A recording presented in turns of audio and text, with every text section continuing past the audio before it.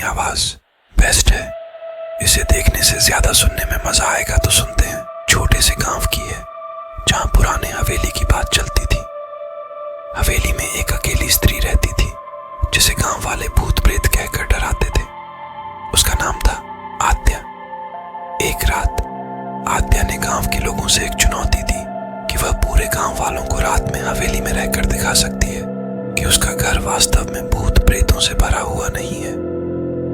गांव के कुछ बहादुर युवकों ने इस चुनौती को स्वीकार किया और वे रात में हवेली में पहुंच गए। हवेली का माहौल बहुत ही अजीब और खौफनाक था। रात का समय बड़ी सीधी दीवारों और पुरानी चीजों के साथ इसे और भी डरावना बना रहता था। आद्या ने उन्हें हवेली का पूरा दरवाजा खोलकर दिखाया और उन्हें बताया कि यह सब केवल अफवाहें हैं और उसका घर न केवल साफ सुथरा है बल्कि यहाँ पर कोई भूत प्रेत नहीं है। युवकों ने उसे हंसते हुए छोड़ा और गांव में अपनी बातें सुनाई, लेकिन वे नहीं जानते थे कि रात के अंत में वहां से वापस आए युवकों में से एक लापरवाही करके वह हवेली में वापस गई थी।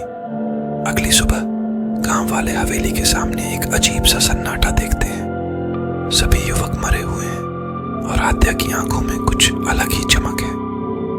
गांव के लोग डर कर हवेली में पहुंचते हैं और वहां उन्हें वही दृश्य दिखता है जो उन्होंने रात को देखा था। आद्या के सामने वह युवक भूत प्रेतों से बातचीत कर रहे हैं और युवकों को उस दुनिया का हिस्सा बना रहे हैं। आद्या का रहस्य उसकी भूत प्रेत से दोस्ती थी जो उसके साथ रहते थे और उसे लोगों को सच्चाई दिखा सकते थे। लोग हैरान होते हैं क्योंकि उन्हें पता नहीं था कि उन युवकों का असली जीवन बंद हो चुका था और वे अब भूत प्रेत बन चुके थे। इस घटना के बाद गांव वाले हवेली को एक पवित्र स्थान मानने लगे थे और उसमें आद्या को एक अद्वितीय शक्ति के रूप में पूजा जाता था। लेकिन उस रात की घटना ने उन्हें सच्चाई का सामना करवा दिया था कि कभी कभी डर का सामना करना भी जरूरी होता है।